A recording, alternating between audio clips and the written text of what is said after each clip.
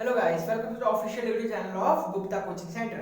तो फ्रेंड्स, आज के इस वीडियो में पढ़ने वाले हैं क्लास 8 का साइंस सब्जेक्ट का फर्स्ट चैप्टर, जिसका नाम है क्रॉप प्रोडक्शन एंड मैनेजमेंट। तो फ्रेंड्स, इसका जो फर्स्ट वीडियो हमने लॉन्च कर दिया था और ये जो है उसका सेकंड पार्ट है। तो यदि आपने अब तक उसका फर्स्ट वीडियो नहीं देखा है इस चैप्टर का, तो पहले जाकर के आपसे फर्स्ट वीडियो को देख लीजिए, तब जाके ये वीडियो आपको समझ आएगा। तो ये इस चैप्टर का जो है सेकंड पार्ट है। तो चलिए स्टार्ट करते हैं।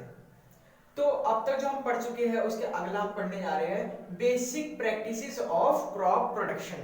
तो फ्रेंड्स, अब तक तो हमने ये देखा कि इंडिया बहुत बड़ी पॉपुलेशन है, इसमें करोड़ों लोग रहते हैं। तो इतनी बड़ी जनसंख्या को, इतनी बड़ी पॉपुलेशन को हमें फूड कैसे प्रोवाइड करें थे, इसके लिए हमें लार्ज स्केल प्रोडक्शन करना पड़ेगा क्रॉप का। तो जो क्रॉप का प्रोडक्शन करना है, तो हमारे जितने भी हमारे इस देश के फार्मर है जो कि हार्ड वर्किंग है, हमारे लिए पूजनीय है, वो लोग जो हमें, जो अन्नदाता हमें अन्न देते हैं, तो उन लोगों को काफी मेहनत करनी पड़ती है, कुछ स्टेप्स फॉलो करने पड़ते हैं। इतनी आसानी से जो फूड है वो उसका प्रोडक्शन नहीं होता, उसके लिए काफी कड़ी मेहनत करनी पड़ती है, 2 से 3 या 4 महीने तक। तो कुछ जो मेहनत करने, जो प्रोडक्शन करना है इसका क्रॉप का, तो उसके लिए कुछ स्टेप्स लगेंगे। उन सभी स्टेप को बारी बारी से परफॉर्म करना पड़ता है फार्मर को। तो उन्हीं स्टेप को हम एक एक करके पढ़ने वाले हैं। एक और ओवरव्यू दे देते हैं कि इसमें कौन कौन से स्टेप्स है जो कि किसानों को फॉलो करने पड़ते हैं ताकि वो हमारे घर तक अन्न दे सके। चलिए स्टार्ट करते हैं। प्रिपरेशन ऑफ सॉइल, मतलब सबसे पहले वो जो सॉइल होता है, जो मिट्टी होता है खेत को, उसको तैयार करते हैं, उसको प्रिपेयर करते हैं। दूसरा है सोइंग, या सोइंग का मतलब होता है कि जो सीड्स होते हैं, जो बीज होते हैं, उसको बोना। थर्ड पॉइंट है एडिंग मैन्योर एंड फर्टिलाइजर्स। ये एक तरह से मैन्योर और फर्टिलाइजर्स जो है, हम जिस तरह से हमें पोषक तत्व, यानी कि हमें अगर न्यूट्रिएंट की जरूरत पड़ती है, उसी तरह प्लांट को भी ग्रो होने के लिए, प्लांट को भी फलने फूलने के लिए न्यूट्रिएंट की आवश्यकता पड़ती है। तो जो सॉइल होता है, जो मिट्टी होता है, उसमें उतनी अधिक मात्रा में न्यूट्रिएंट नहीं होते।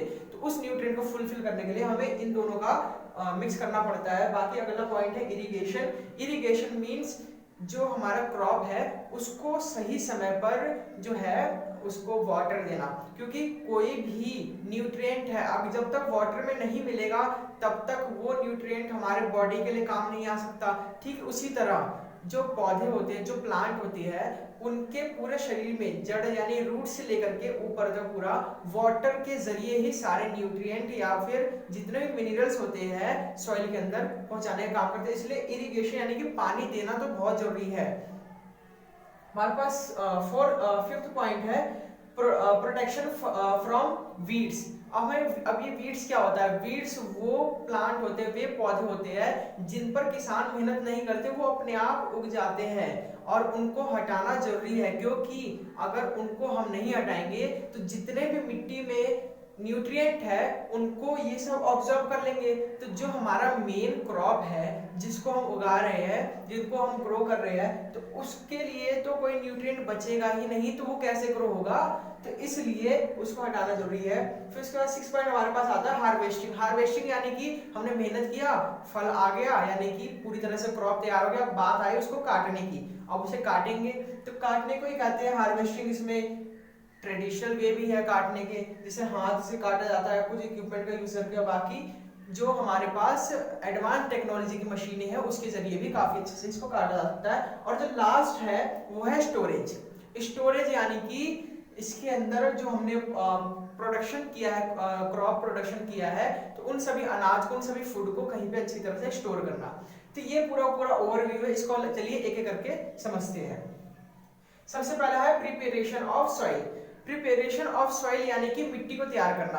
और हमें मिट्टी को तैयार करने की क्यों जरूरत है, क्यों हमें प्रिपेयर करने की जरूरत है? प्रिपेयर करने का मतलब क्या है? यहाँ पर प्रिपेयर करने से हमें, हमारा यहाँ पर मतलब ये है कि जो मिट्टी है, जो सॉइल है, उसका जो अपर स्टेज है उसको उलटना पलटना, यानी कि उसको हम उलटेंगे पलटेंगे, क्यों? ताकि उसके अंदर जो न्यूट्रिएंट है वो ऊपर आ जाए और साथ ही साथ जो मिट्टी है वो थोड़ा सा लूज हो जाए, थोड़ा सा नरम हो जाए। तो लूज होने से क्या फायदा होगा? जो हमारा प्लांट है, जिसका हम जो हमारा पास क्रॉप है, उसके जो रूट्स हैं वो अच्छी तरह से गहराई में जो है डीपली अंदर तक रूट्स जो है फैल पाएंगी। इसलिए उस मिट्टी को अच्छी तरह से प्रिपेयर करने की जरूरत है, लूज करने की जरूरत है।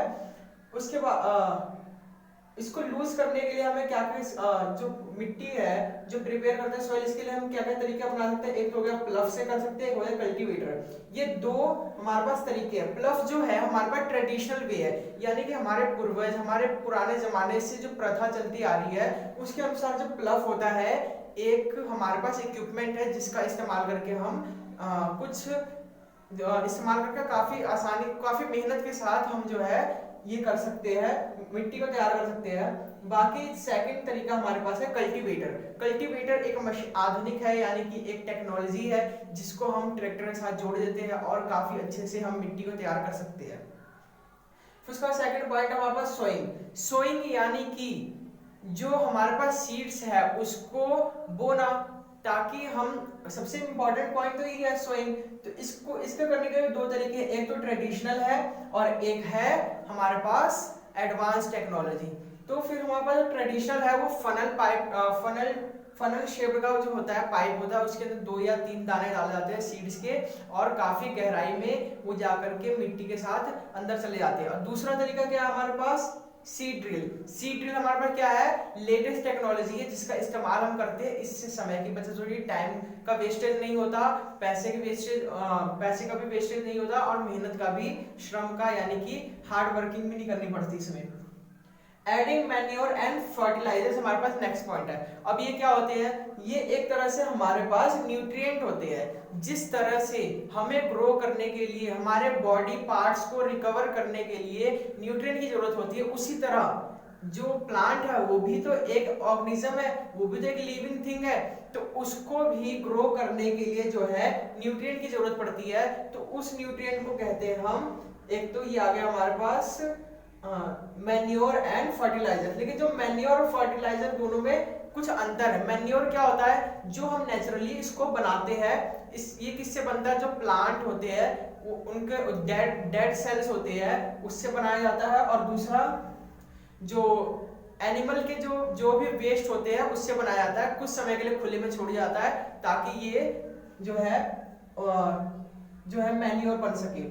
दूसरा हमारे पास फर्टिलाइजर्स है। फर्टिलाइजर जो है वो फैक्ट्रियों में बनाया जाता है और इसका इस्तेमाल काफी ज्यादा किया जाता है आजकल खेतों में, क्योंकि इससे प्रोडक्शन काफी हाई लेवल का होता है। लेकिन बात अगर इन दोनों कंपैरिजन में आए तो जो मैन्योर होता है वो ज्यादा फायदेमंद होता है, क्योंकि इससे जो सॉइल है वो पॉल्यूटेड नहीं होती, जो सॉइल के अंदर जो है वाटर को ऑब्जॉर्व करने की जो क्षमता, जो कैपेसिटी वो इंक्रीज होती है। लेकिन ये जो है फर्टिलाइजर्स ये फैक्ट्रियों में बनाया जाता है और इसका इस्तेमाल करने से प्रोडक्शन तो काफी तेजी से होगा, फूड तो काफी जल्दी से ग्रो होगा, लेकिन कुछ नुकसान हो जाता है, जो सॉइल है वो थोड़ा पॉल्यूटेड हो जाता है। नेक्स्ट पॉइंट पे आते हैं इरिगेशन। जैसे अभी मैंने बताया, इरिगेशन यानी कि प्लांट को पानी देना, प्लांट को वाटर सप्लाई करना समय समय पर आवश्यकता अनुसार, जैसे जरूरत पड़े उस हिसाब से हम उसको पानी देते हैं, तो उसी को कहते हैं इरिगेशन। इरिगेशन करने के भी दो तरीके, एक तो ट्रेडिशनल है जो पुराने जमाने से चलता आ रहा है, हमारे दादा परदादा इस्तेमाल करते आ रहे हैं, और दूसरा हमारे पास क्या है, जो हमारे पास आधुनिक तरीके यानी कि लेटेस्ट टेक्नोलॉजी जो है हमारे पास। तो जो हमारे पास ये है पुराने जमाने जो तरीके, ट्रेडिशनल तरीके हैं पानी देने के लिए यानी वाटर सप्लाई करने के लिए, उसमें आता है मोट, चेन पंप एंड रहट। ये सारी चीजें क्या होती है, एक तरह से कुएं से किसी भी तरह से पानी जो है वो खेतों को पहुंचाया जाता है, काफी श्रम से, मेहनत से, या फिर कुछ जो जानवर होते हैं उनकी सहायता से। बाकी ये जो है स्प्रिंकलर एंड ड्रिप सिस्टम, ये आधुनिक तरीके है। स्प्रिंकलर में क्या होता है कि कुएं के साथ जो है एक पाइप जोड़ दिया जाता है, उस पाइप को मोटर से कनेक्ट कर दिया जाता है ताकि मोटर जो है पूरी कैपेसिटी के साथ जो है पानी को खींच सके और उसको पहुंचाया जाता है खेत तक। यहाँ पे एक मेन पाइप होता है जिसके साथ छोटे छोटे पाइप जुड़े रहते हैं और वो जो है पौधों को इस तरह से पानी देते हैं जैसे रेनी सीजन में हमें हमारे आसमान से जो पानी गिरता है उस टाइप से। दूसरा इस ड्रिप सिस्टम है। ड्रिप सिस्टम काफी ज्यादा इफेक्टिव है क्योंकि इसके अंदर क्या है कि वाटर का वेस्टेज बिल्कुल भी नहीं होता, ये भी सेम ऐसे ही है, लेकिन इसमें क्या है कि जो मेन पाइप है, जो छोटे छोटे पाइप है, वो डायरेक्ट जो पौधे की जड़ है उसके साथ मिले होते हैं और बूंद बूंद करके छोटे छोटे ड्रॉप में जो है वो रूट्स तक डायरेक्ट जाते हैं पौधे, इससे पानी का वेस्टेज बहुत कम होता है। आखिरी टॉपिक पे आते हैं, प्रोटेक्शन फ्रॉम वीड्स। वीड्स क्या होता है? जो ऐसे पौधे जो बिना मेहनत के उग जाते हैं, यानी कि हम उसे उगाते नहीं है, उस पर कोई मेहनत नहीं करते, फार्मर को मेहनत नहीं करते, अपने आप उग जाते हैं और वो हमारे मेन प्लांट के लिए काफी ज्यादा नुकसानदायक होता है, क्योंकि सारा का सारा जो भी न्यूट्रिएंट एलिमेंट हमने मिला रखा है सॉइल के अंदर वो सारा का सारा ऑब्जॉर्ब ये कर लेंगे, तो जो हमारा मेन क्रॉप है उसके पास बचेगा क्या, उसको ऑब्जॉर्ब करने, इसलिए इसको उखाड़ के या फिर काट कर फेंकना जरूरी है, तो इसको हटाना भी बहुत जरूरी होता है। अगला पॉइंट हमारे पास है हार्वेस्टिंग। हार्वेस्टिंग मींस मेहनत किया अब फल आ गया।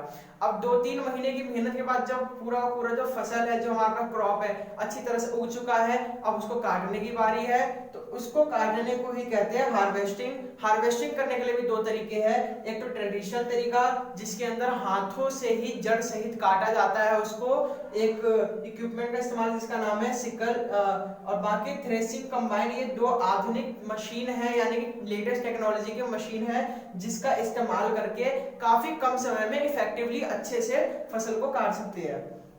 बाकी लास्ट हमारे पास आता है स्टोरेज। अब हमने फसल उगा दिया, सब कुछ कर दिया, काट भी दिया, लास्ट में जो हमारा मेन पॉइंट आता है कि हमने सब कुछ तो कर दिया, लेकिन इतनी बड़ी जो हमारे पास अन्न आया, जो हमारा फूड आया, उसको किस तरह से स्टोर करें, तो इसका स्टोरेज जो है काफी इंपॉर्टेंट टॉपिक आ जाता है। तो स्टोरेज जो छोटे फार्मर होते हैं वो अपने घर में ही एक स्टोर रूम बना लेते हैं, भंडार गृह बना लेते हैं, वहां पर सुरक्षित रखते हैं। इसको चूहे या फिर कुछ छोटे छोटे जो भी एनिमल्स होते हैं उससे बचा कर रखना पड़ता है। सरकार जो है, इंडियन गवर्नमेंट है, बहुत बड़े बड़े लार्ज स्केल पर इसके लिए स्टोरेज के लिए पूरा पूरा सिस्टम डेवलप कर रखा है उन्होंने, और जो भी चूहों से या फिर ऐसे छोटे मोटे एनिमल्स होते हैं जो इसको खराब कर सकते हैं, इसको डैमेज कर सकते हैं, उससे बचाव के लिए अच्छी तरह से इसको स्टोर करना जरूरी है। इसके बाद आखिरी टॉपिक बच रह जाता है, जैसे स्टार्टिंग में हमने कहा था कि जो एनिमल है वो अपना फूड खुद नहीं बना सकते, एनिमल या तो प्लांट पे निर्भर है, यानी कि या तो प्लांट पे डिपेंडेंट है, या फिर जो भी हमारे पास एनिमल है उसी पे डिपेंडेंट है। तो हम जो ह्यूमन बीइंग है, एक तो हम प्लांट पे डिपेंडेंट हो गए, उसका पूरा ब्यौरा ही हो गया, लेकिन हम एनिमल पे किस तरह डिपेंडेंट है, जैसे कि हम जो है गाय से दूध लेते हैं, भैंस से भी दूध लेते हैं, साथ ही साथ कुछ ऐसे एनिमल है जिससे हम मीट लेते हैं जैसे गॉट, और कुछ ऐसे एनिमल भी है, कुछ ऐसे भी जैसे फॉर एग्जांपल फिश है, फिश से भी हम न्यूट्रिएंट एलिमेंट लेते हैं। तो ये सारी चीजें ये पूरा ये शो करता है कि जो ह्यूमन बीइंग और जितने भी एनिमल है वो खुद तो फूड नहीं बना सकता, लेकिन किसी और एनिमल या फिर किसी और प्लांट पर निर्भर होती है। तो आज का चैप्टर में इतना ही। उम्मीद है कि आपको ये वीडियो बहुत पसंद आया होगा। अगर आपको ये वीडियो पसंद आया तो लाइक जरूर करिए, और हाँ, इस चैनल को सब्सक्राइब करके बेल आइकन में जरूर प्रेस कर दीजिए, ताकि आगे आने वाले जितने भी हमारे वीडियोस हैं उनके लेटेस्ट इन्फॉर्मेशन सबसे पहले आप तक पहुंच जाए। धन्यवाद।